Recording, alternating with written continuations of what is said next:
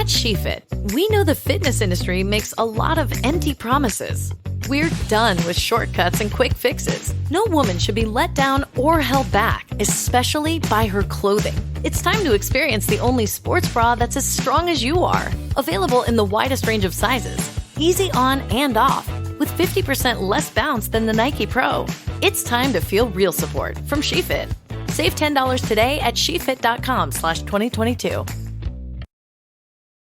And you'll eventually hit a zone called Krummholz, which is a German word for crooked wood. And that's where the trees are really intertwined and you have to force your way through. There were plenty of times I was doing maybe a half mile an hour. I mean, maybe.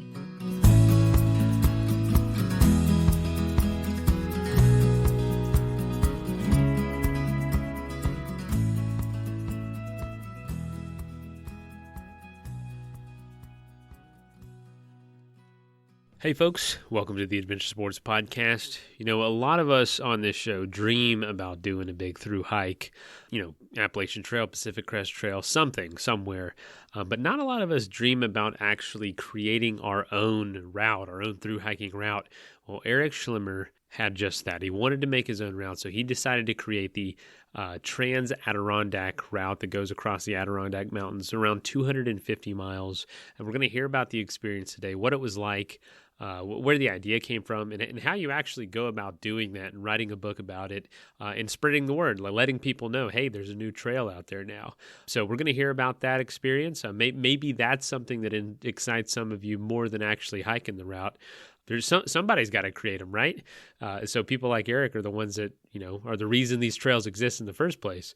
So, it was a great conversation from a few years ago. This is a throwback episode, and I wanted to also apologize for not getting it up yesterday. I just ran out of time, had some technical stuff, was not able to get it out. So here it is, and enjoy.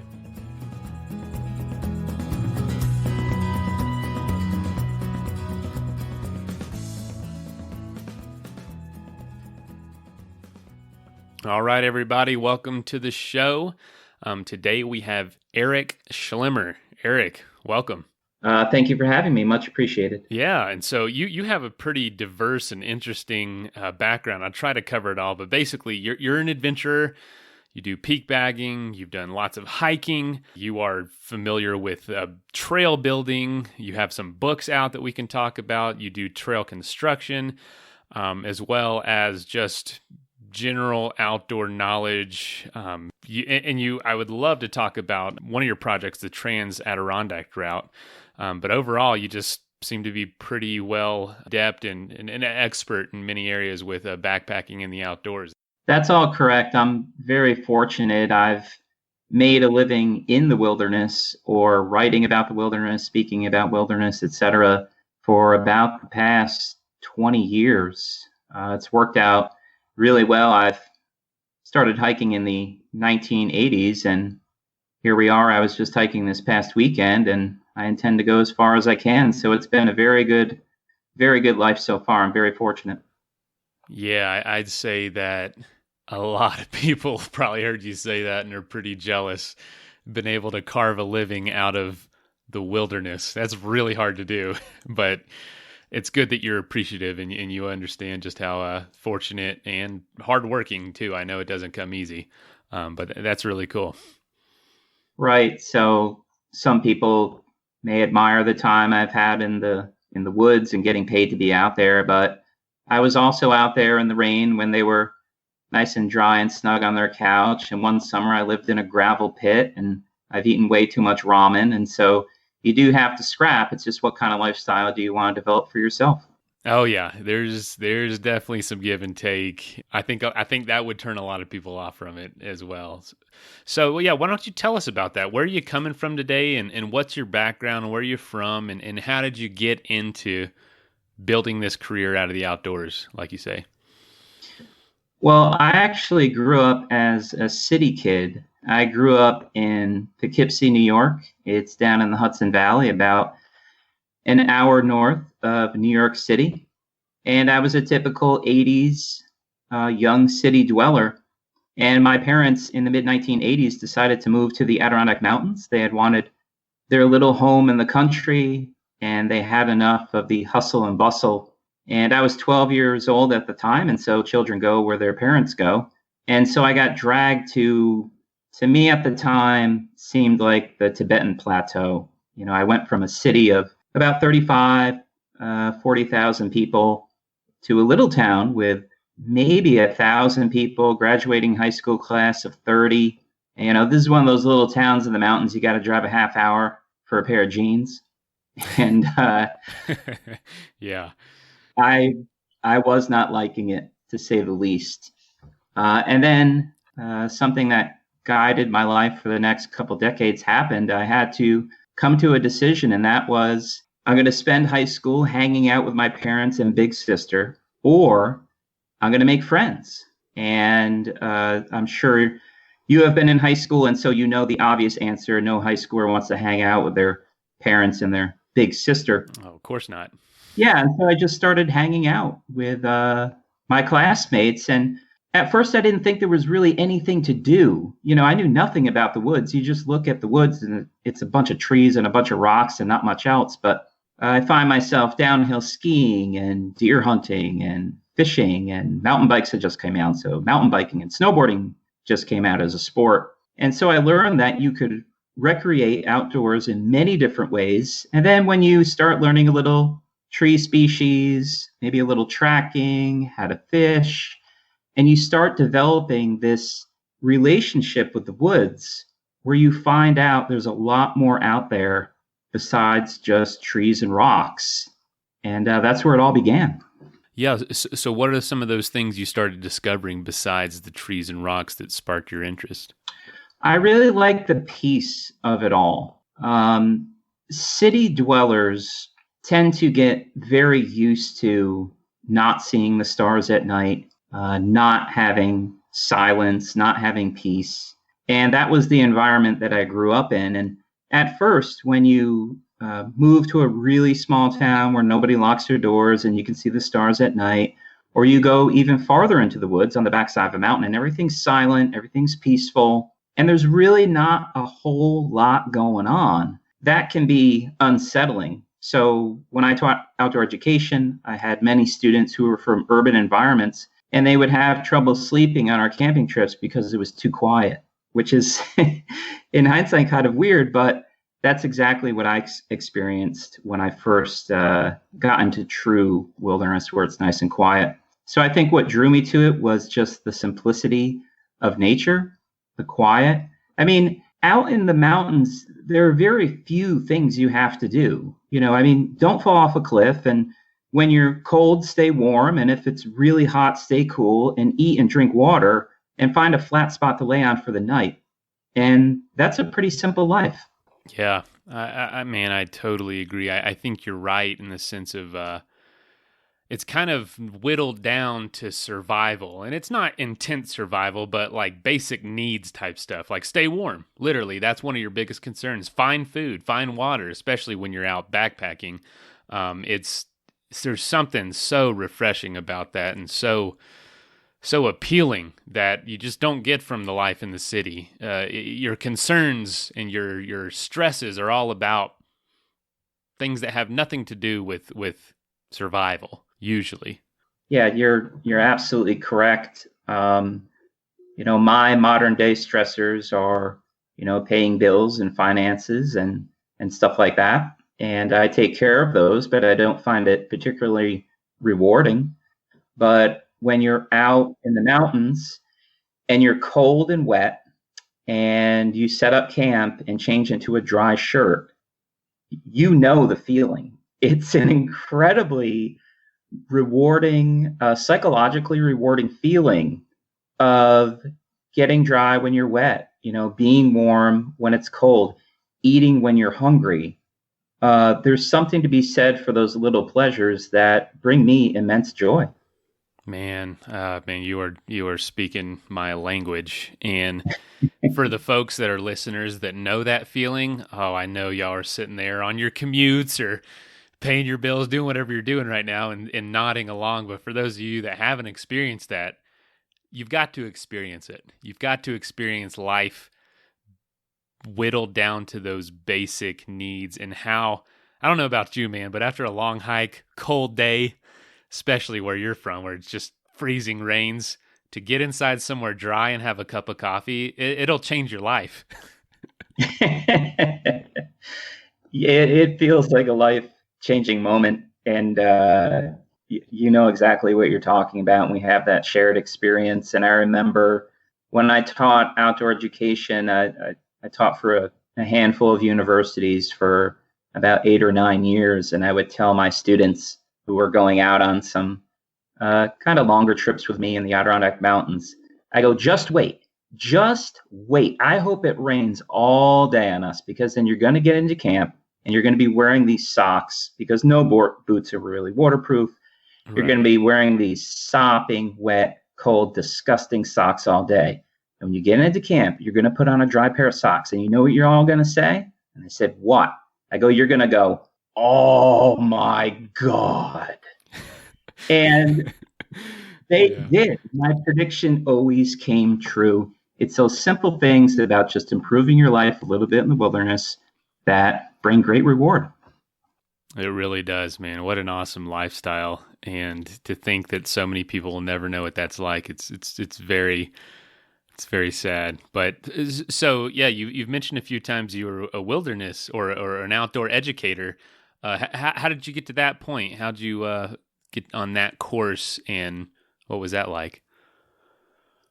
Yeah, I think that was maybe the pinnacle of my outdoor career. So throughout the 90s and into the 2000s, I was climbing a lot of mountains, and I did some long distance mountain bike trips and hiked a handful of long distance trails, and I was a trail builder. And so I was building my outdoor resume.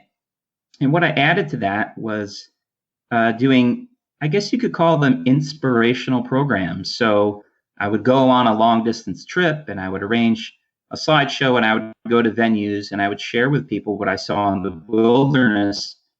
And by that time I had a bachelor's in public speaking. So it worked out very well. And I gave a program at a state college in central New York about mountain biking from Canada to Mexico on a route I designed myself, mostly off-road. And this guy comes up to me. I have no idea who he is. He said, wow, great program. What else do you do?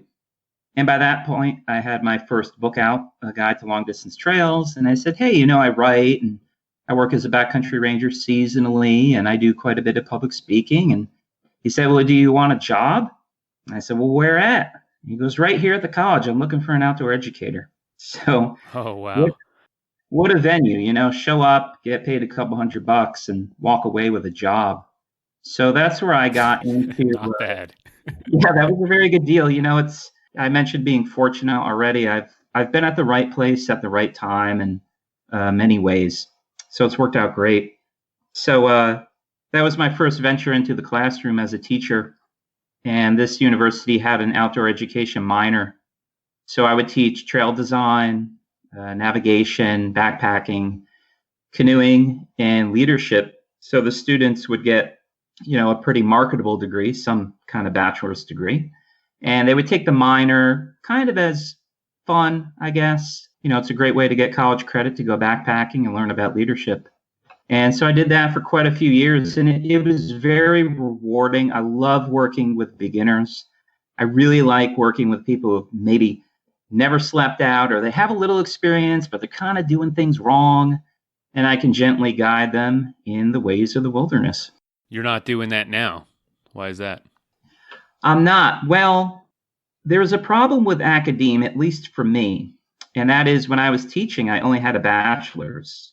And to be a professor, at least in New York State, you need a PhD. And I said, man, there's no way I'm going to get my PhD. So I returned to my roots of trail building for a little while. And, we were talking about, maybe some people find my lifestyle admirable. It's nice to sleep outside all the time. Well, when you hit about 40 years old, it starts to get a little old. And as you're sleeping in a leaky tent, you think about all your friends about the same age who are now in their homes under nice clean white sheets, and they wake up to bagels and a smoothie and a coffee maker and all these other accoutrements of modern day life. So I ended trail building and outdoor education just a couple years ago. Went back to school myself, got a master's degree in clinical social work, and now going to move into that field. But hey, look, I can't give up on the mountains. So I still write, I still speak. And usually every weekend you cannot find me in town. I'm somewhere wandering in the mountains. Oh, it's fantastic. Yeah, wandering in the mountains, but also still achieving some pretty crazy stuff. You have achieved climbing all of the Adirondacks 217 mountains above 3,000 feet during winter, and you're only one of a few people to do that, correct? That's right. And it was actually this past Saturday that I finished. So congratulations. That is thank awesome. You. Thank you very much. That was about 20 years in the making. It's kind of hard to put a timeline on it because I start a project and I drift away and return to a project. But though I've done a fair amount of long distance hiking, I'm really a peak bagger.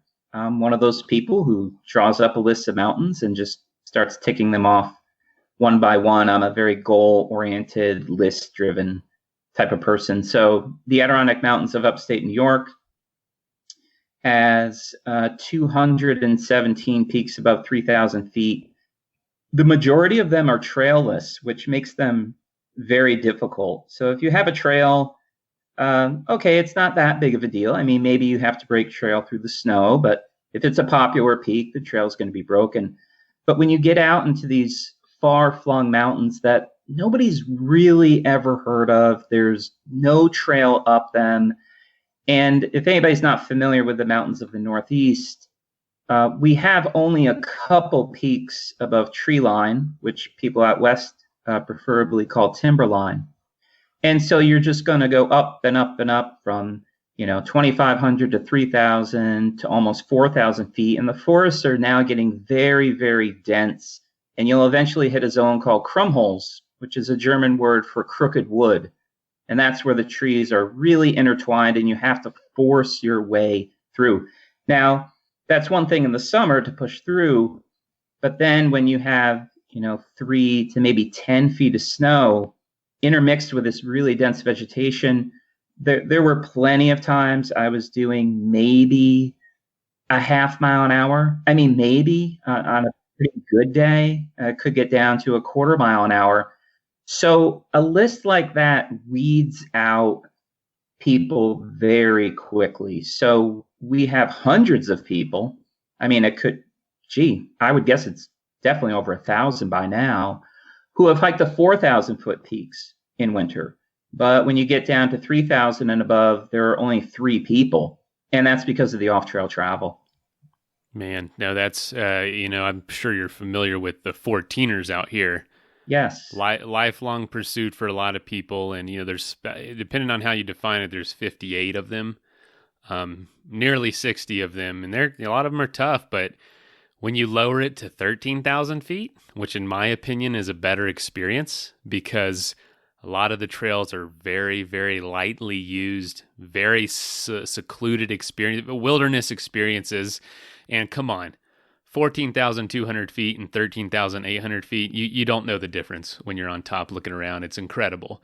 And when there's not 50 people on top with you, it makes the experience just 1,000 times better. But when you lower it to 13, I think there's almost 670 mountain peaks that are over 13,000. So I totally get what you mean. And then when you add winter on top of that, man, I bet so many of those peaks you didn't see a single person the entire trip.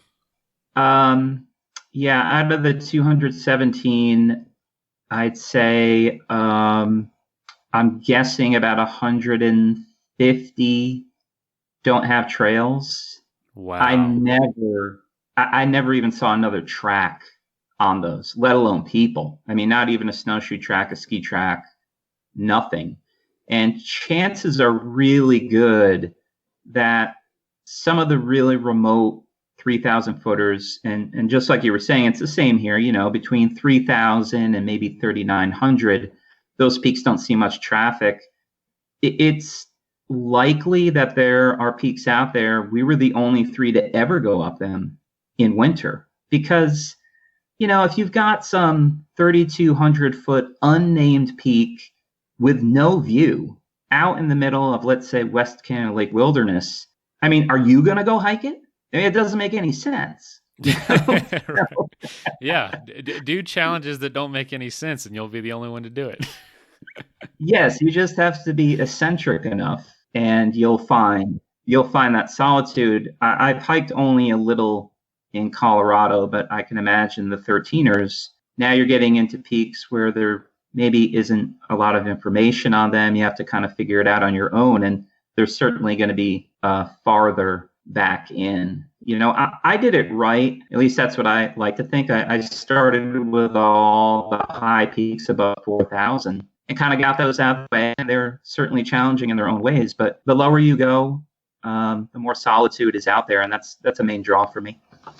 What an interesting accomplishment to take so long, man. I just imagine that there's just a movie worth of stories and encounters and just interesting things that happened along the pursuit of that achievement. 217 peaks that's a lot of mountains.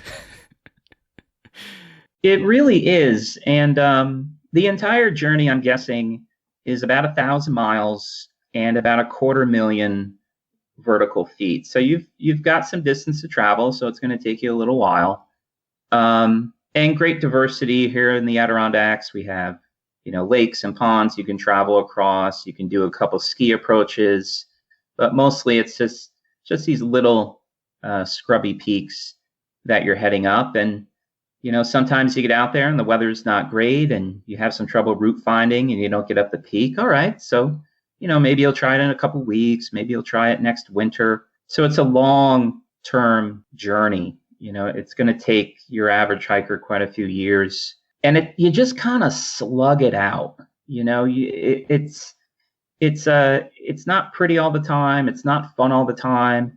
Sometimes you just have to grit your teeth and push through the lousy parts of that journey. But like I think you were getting at, when you choose a unique journey or travel to a unique spot, the reward is almost overwhelming. So if I were to hike, for example, the Appalachian Trail this summer alongside hundreds of other successful thru hikers, there would be something to say about that journey, certainly.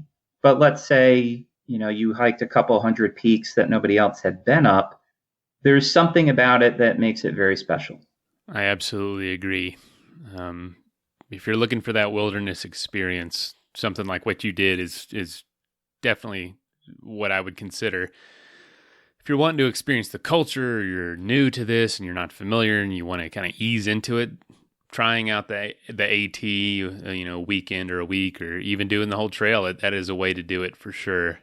But as you get more experience, you tend to want more of that seclusion, more of the getting that feeling of I'm out here alone back. So it's going to take something like that. And speaking of that, I don't know if you're ready to move on to it, but I'm really interested to hear more about this Trans Adirondack route. Not a lot of people get to say that they get to create a trail, and I have no idea what that process looks like, so I want to hear more about it.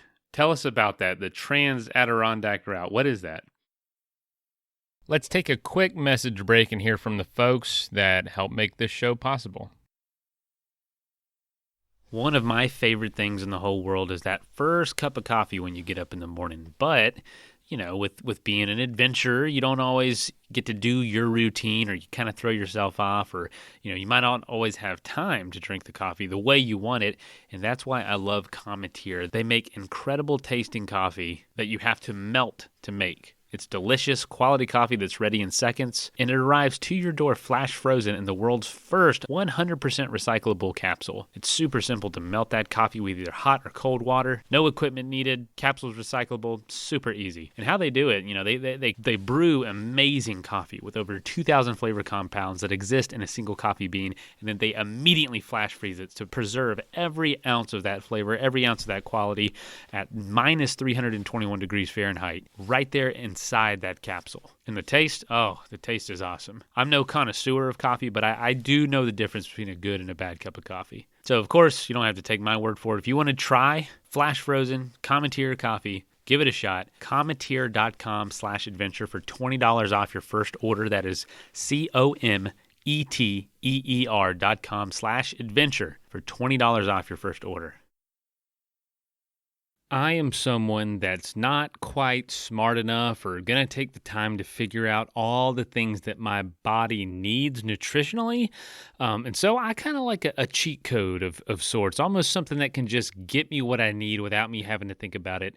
And that's why I'm actually very excited to be talking about Athletic Greens, because they have a daily powder that you can mix with water called AG1 that has 75 high-quality vitamins, minerals, whole food source superfoods, probiotics, and adaptogens to help you start your day. I just do it early in the day, get it done with, and it makes you just feel more accomplished. I feel better. I have more energy. And no matter if you're on a special diet like keto, vegan, dairy-free, gluten-free, whatever, it doesn't interfere with any of that. Athletic Greens has figured it out because you could not afford this trying to put those 75 ingredients together yourself. They make it even easier by throwing in a free 1-year supply of immune-supporting vitamin D and 5 free Athletic Green AG1 travel packs with your first purchase. All you got to do is go to athleticgreens.com/ASP. Again, that's athleticgreens.com/ASP to take ownership over your health, pick up the ultimate daily nutritional insurance.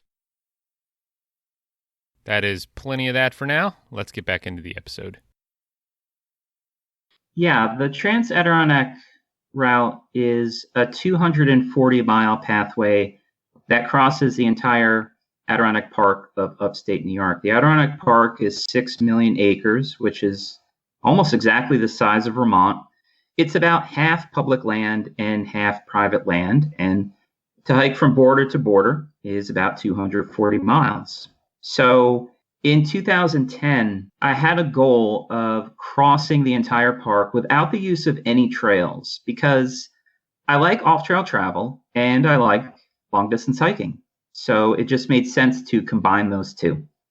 But even I had the good sense to not do that, because I started thinking about it. I go, bushwhacking for 240 miles seems excessive. It just doesn't.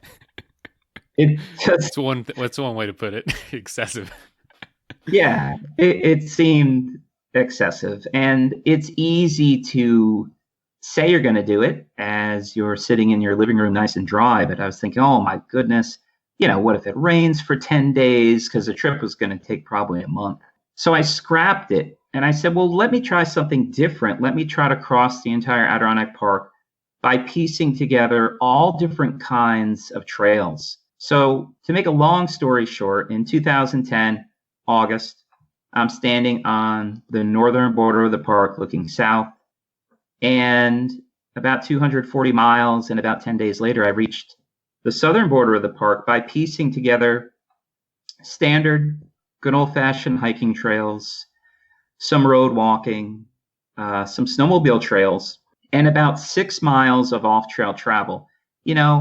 A half mile here, a half mile there, just to connect maybe a road to a trail or a trail to another trail.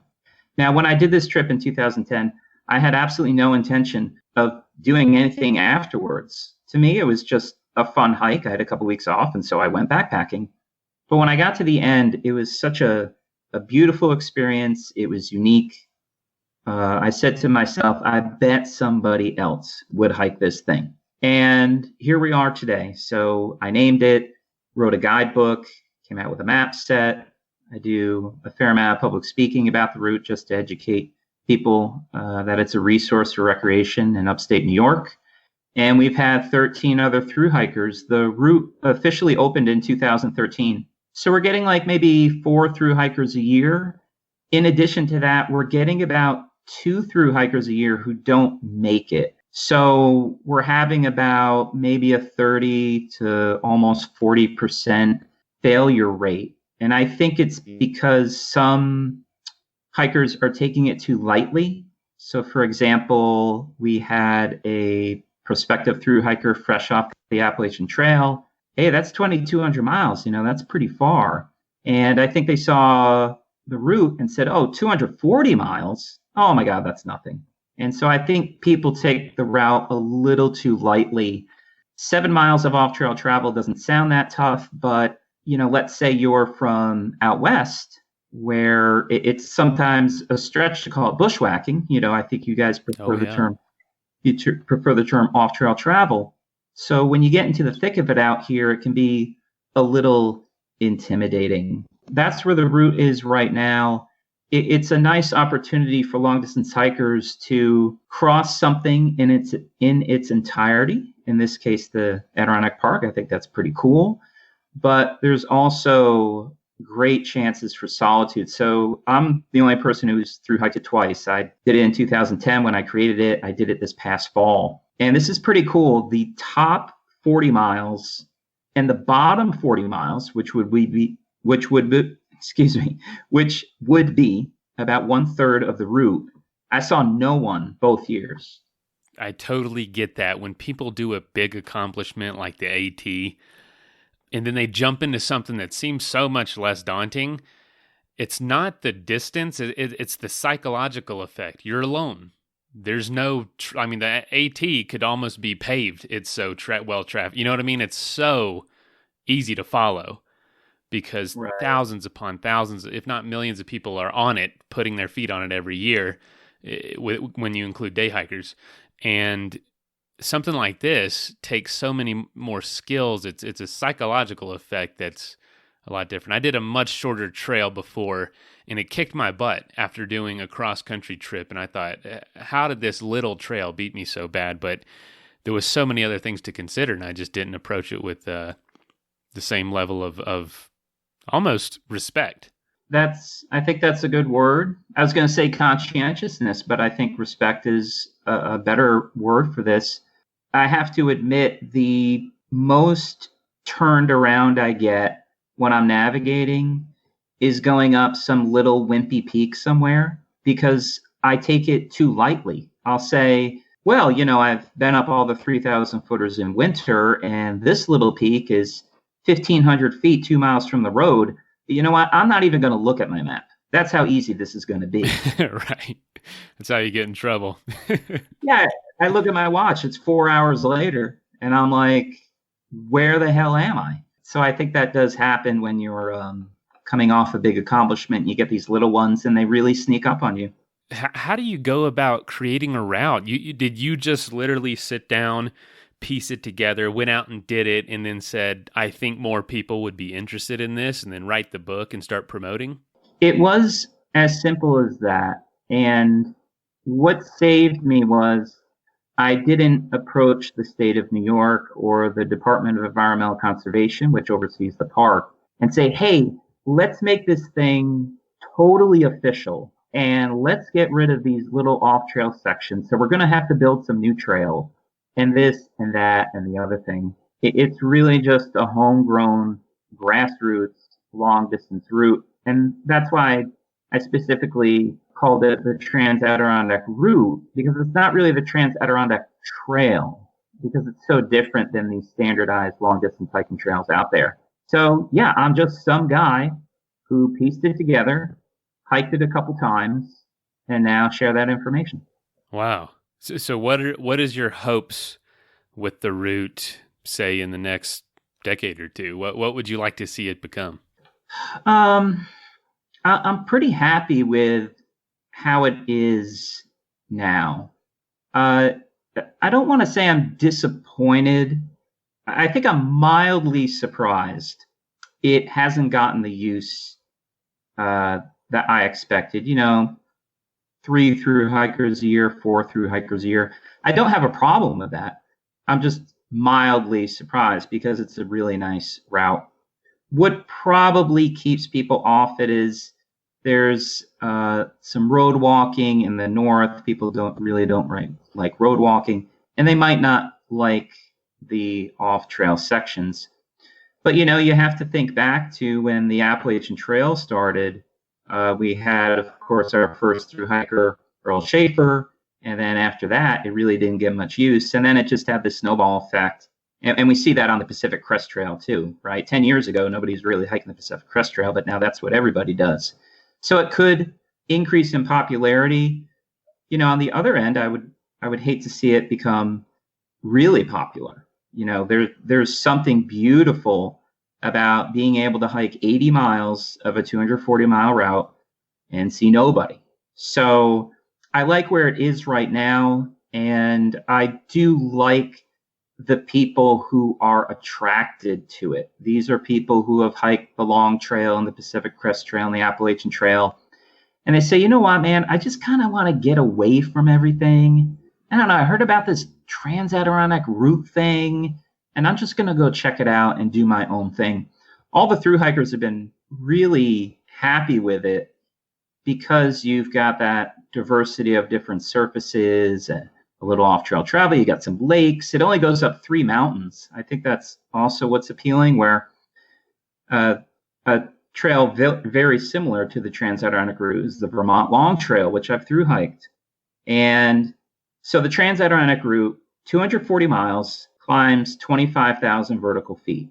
All right, well, that might sound like a lot, but it's not. The Long Trail is 30 miles longer, climbs triple the amount of vertical feet. The Long Trail climbs almost 100,000 vertical feet, which makes it the most difficult long trail in the U.S., I think.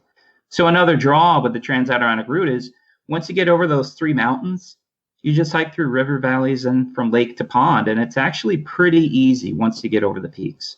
And so I think as more people have less time but more desire to do this, they're going to be looking for those trails that are maybe a little more remote. Like you said, this whole thru hiking culture has really exploded lately, and some of these trails that were a decade ago unused are the centerpiece now. One that comes to mind is I just learned about not long ago was the Pacific Northwest Trail.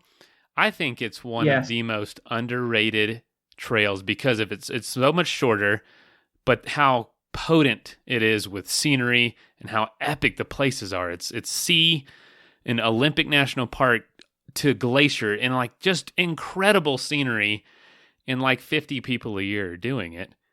And so I just think in the next decade or so, we're going to see a huge, huge rise in these trails that are shorter because more people are so many more people can take a month off work than 6 months. And so I think you should just be patient because it's going to explode, hopefully in a good way soon. Yeah, we'll see.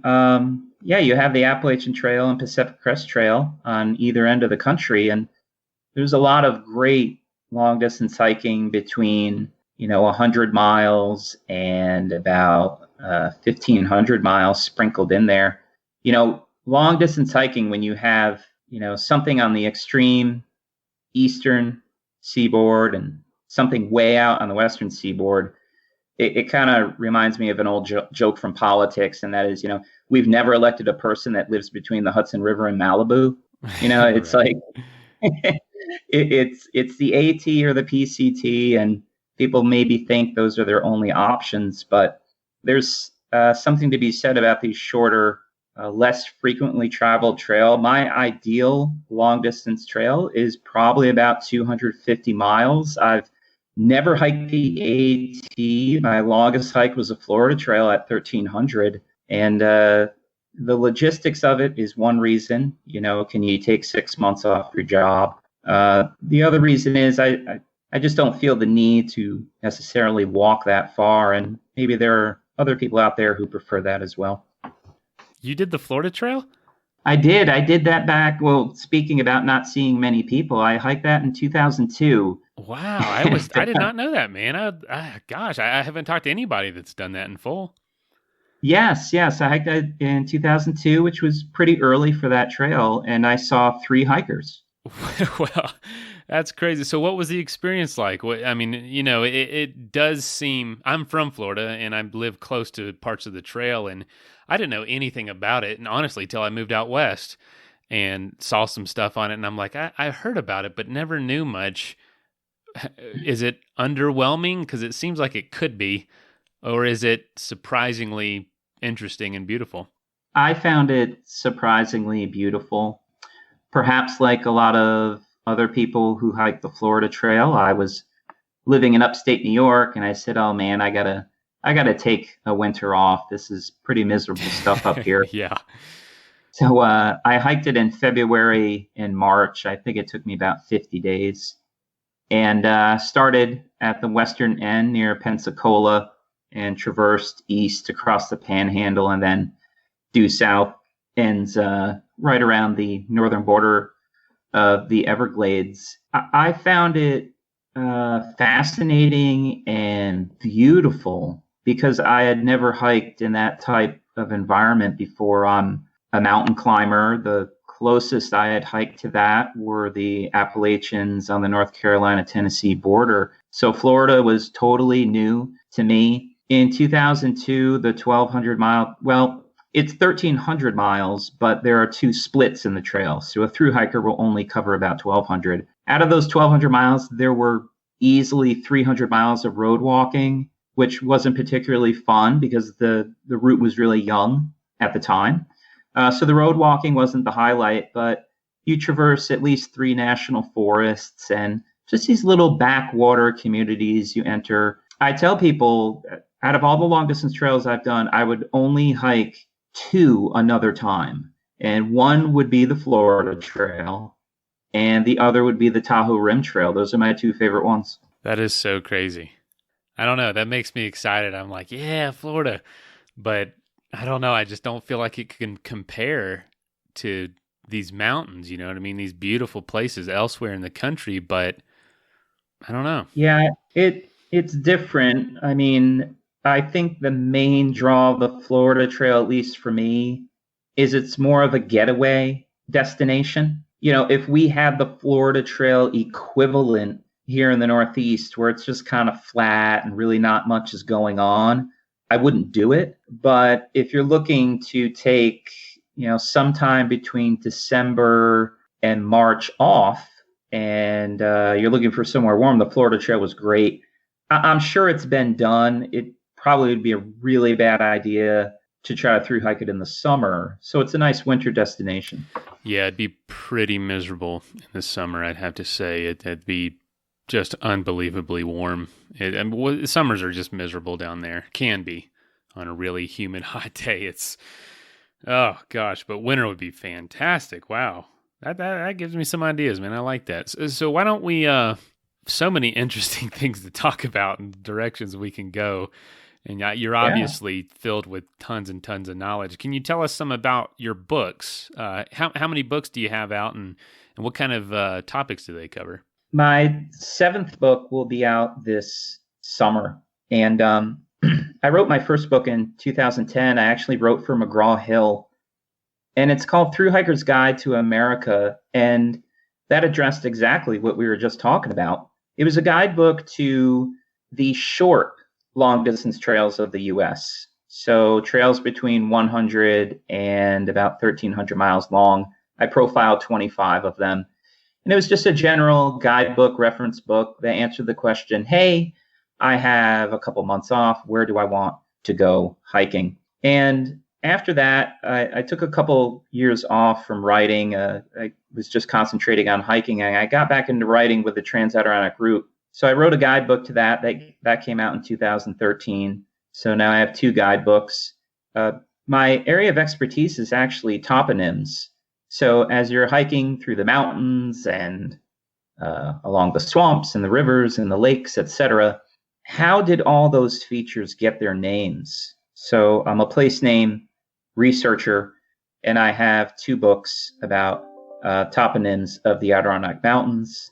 I've got a memoir, which is just a collection of 10 really good nonfiction stories from the Adirondacks. And just a couple months ago, I had a unique place name book come out. So I usually write about the mountains.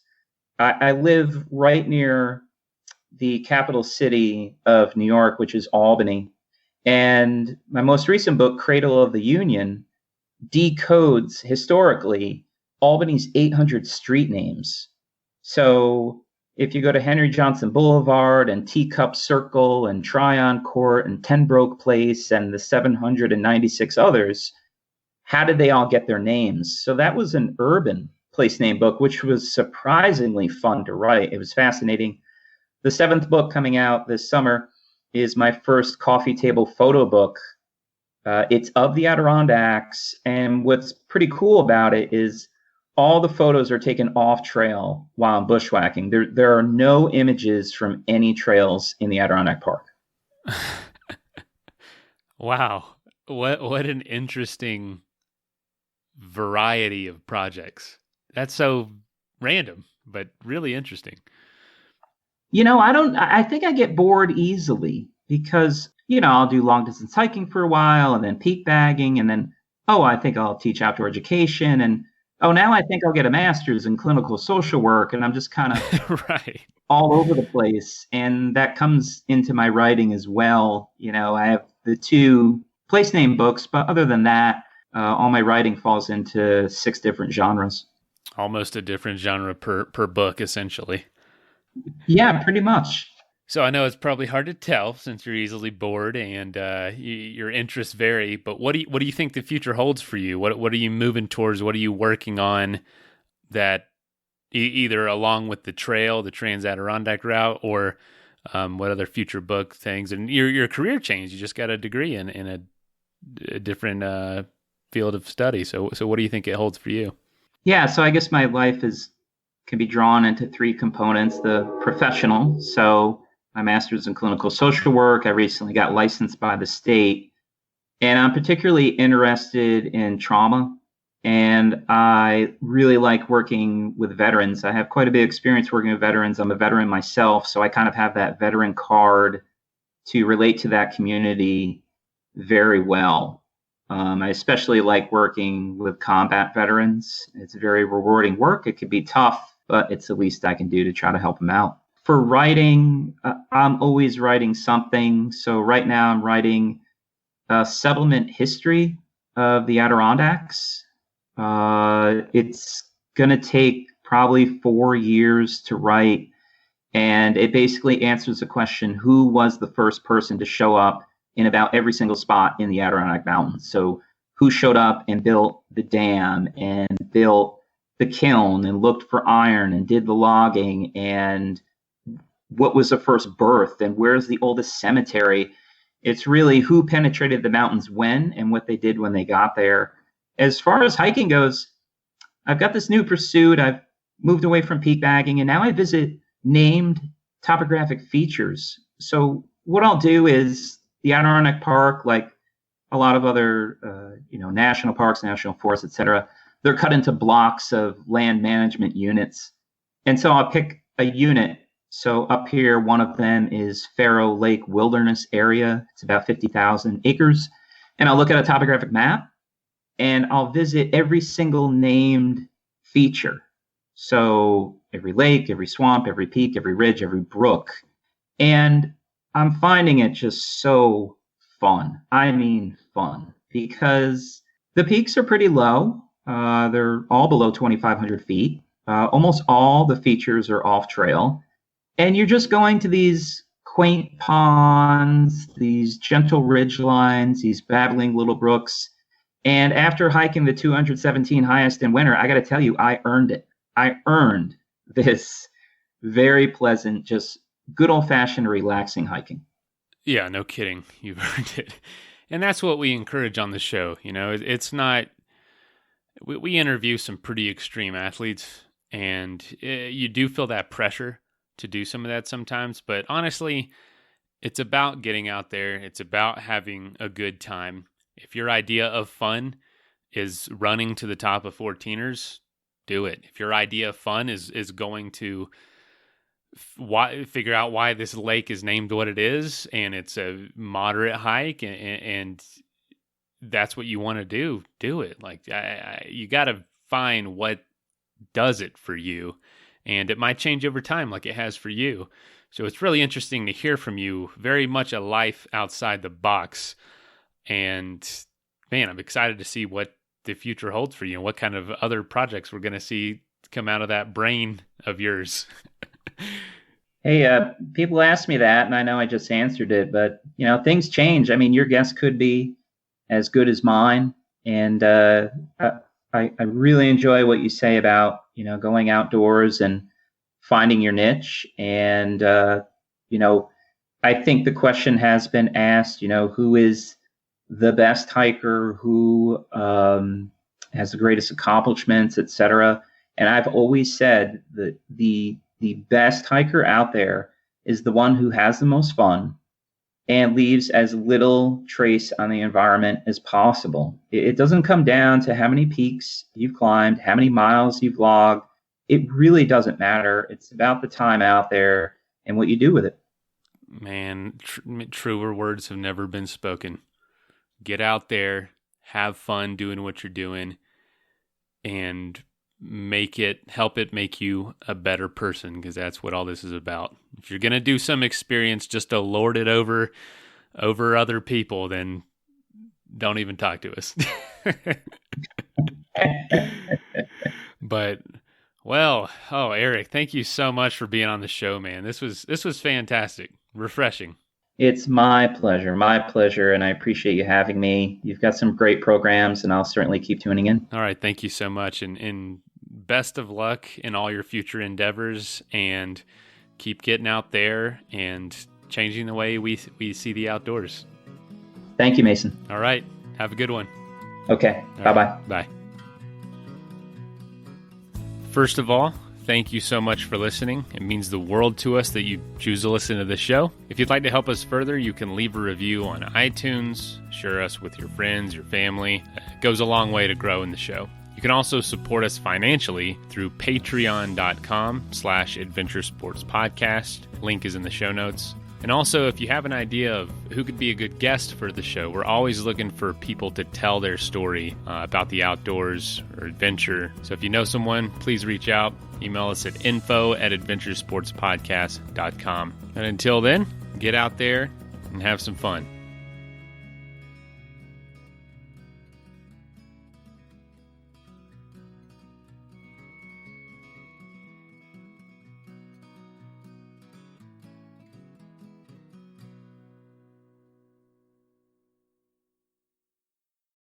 Did you know Amazon provides ways of working that fits your lifestyle? They know you value your time outside of work, juggling family, school, friends, or other activities. That's why they offer a variety of shifts that work for you. There are full-time, part-time, and even temporary opportunities that can work with your schedule, with great starting pay and sign-on bonuses. If you want a career that fits and adapts to your lifestyle, head to amazon.com/apply. Amazon is a proud equal opportunity employer. At SheFit, we know the fitness industry makes a lot of empty promises. We're done with shortcuts and quick fixes. No woman should be let down or held back, especially by her clothing. It's time to experience the only sports bra that's as strong as you are. Available in the widest range of sizes, easy on and off, with 50% less bounce than the Nike Pro. It's time to feel real support from SheFit. Save $10 today at shefit.com/2022.